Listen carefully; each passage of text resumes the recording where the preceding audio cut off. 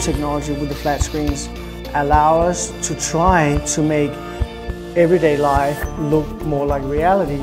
In the old days you had a deep television tube, but the new technology, the flat screen television technology, allows us to make something very flat and slim. And what is a television? It's not a piece of furniture, it's a window to a magical world.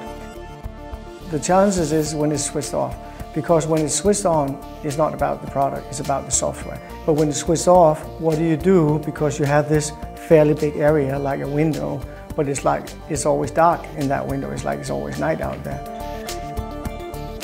Any good design is expressed that it has been reworked and reworked and reworked, and it has its own life, and that will fit into a Rococo environment or a high-tech environment or a classical environment. It'll fit in anywhere because it has its own expression.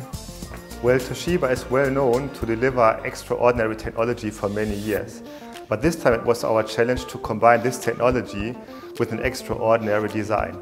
Because design is, next to picture quality and reliability, the most important purchase decision criteria when it comes to a TV.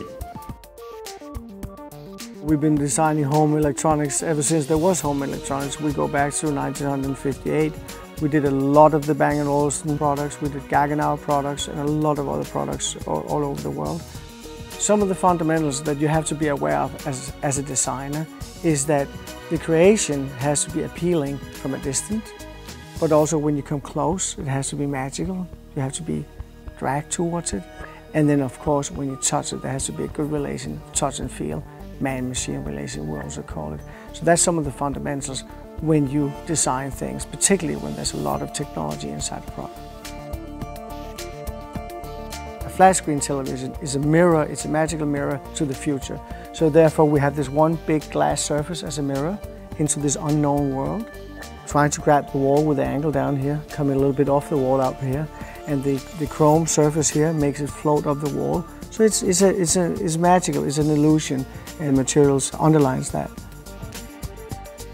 It has a lot of Jakob Jensen, but it also has a lot of Japanese design. I think it's a beautiful mix between Asia, Japan, and Scandinavia. I call it Scandi-Asian design.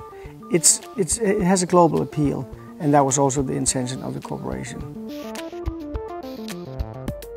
To start a new era in design, we decided to collaborate with the famous European design house. And we choose for Jakob Jensen design because they are very much experienced in creating high-end design, and their design language and design philosophy is in line with our expectations. As you can see here, products become thinner and thinner, and this collaboration basically is just the starting point for a new era in design with Toshiba.